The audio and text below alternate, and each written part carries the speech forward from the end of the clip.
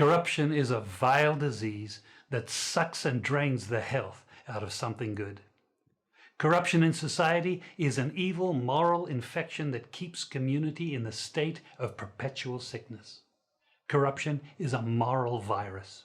It's so potent it leaves its host sick, lethargic, and unable to realize and accomplish all that a well person can. Where corruption thrives, poverty and not prosperity thrives. Wealth is grabbed into the greedy, grubby hands of those who get fat on the toil and labor of good people. Corruption benefits only temporarily those who participate in it. Everyone else is a victim of the theft, the deceit, the dishonesty, and the lies that corruption feeds on. You need to know that a corrupt person is stealing from you.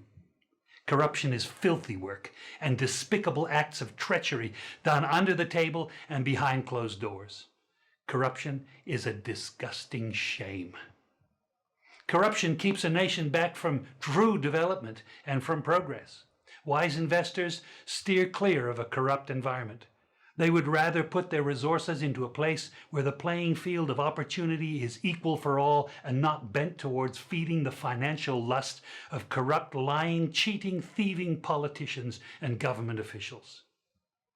How many wonderful development projects have been lost because the investors didn't want to do business in a swamp of evil? When those great projects go to another nation or to some other place, we all lose. Believe me when I tell you that corruption steals from you, it steals from all of us. Corruption plunders the nation's wealth.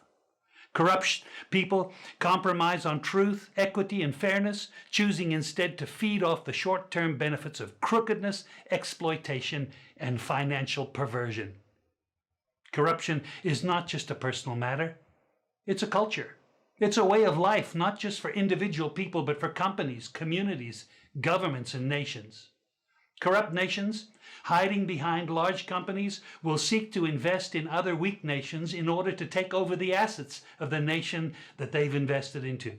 They will provide financial loans to a nation for the much needed infrastructure, and they will do it with assets that they provide.